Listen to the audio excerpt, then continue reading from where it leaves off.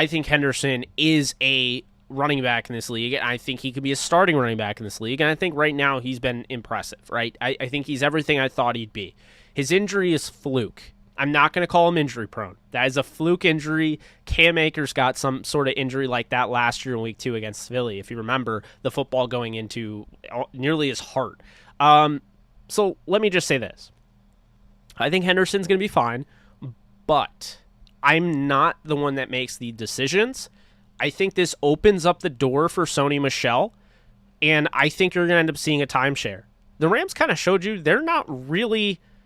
I know there's a lot of fans out there that like Jake Funk, and I'm not saying that you shouldn't like him. I do like him. I had a 6th round grade on him. The Rams got him the 7th, so good value. But I got to tell you, they are not confident in Jake Funk being the running back, and they did not run it. I don't think they ran it once with Funk, unless I'm wrong, because I really don't think they ran it once with Jake Funk. I'm going to look it up right now, but I'm almost positive they didn't. So, and he was in.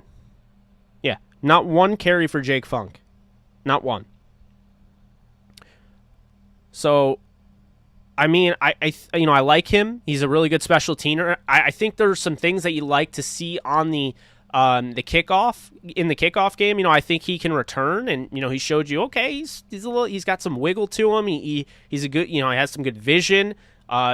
Really good pad level. I think he's going to be able to bounce off tackles, have a couple huge, plays this year. But Sony Michel is the guy they trusted, and that says a lot because they traded for him, but he has not yet caught up to the offense the way Henderson, the way Funk is. So the fact that he's ahead of Funk already would definitely slow down on the Funk train because, look, it's really impressive that Jake Funk is out there as a 7th round pick when the 2nd rounder isn't out there, when the 3rd rounder isn't out there, when he was, by the way, a healthy scratch. The 4th round pick is not out there.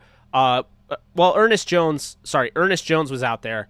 4th round pick, Bobby Brown, was a healthy scratch. The other 4th round pick is on special teams. And the other 4th round pick, he was out there last week, wasn't out there this week. Then, of course, you have Ernest Brown, who didn't make the roster. He's on the practice squad. And then everyone else in the 7th round. I mean, I think Garrett is going to have a role. He's just on COVID IR. And Ben Skoranek, I don't think he was a healthy scratch. I think he's healing, but he also broke his forearm, so they're being cautious with him. So that's something to keep in mind. It's impressive that Jake Funk is out there because there's not a ton of rookies out there right now. And I said that. This is not a class that you're going to go right away from the get-go and be like, wow, this rookie class is phenomenal. But over time, it could sneak up on you.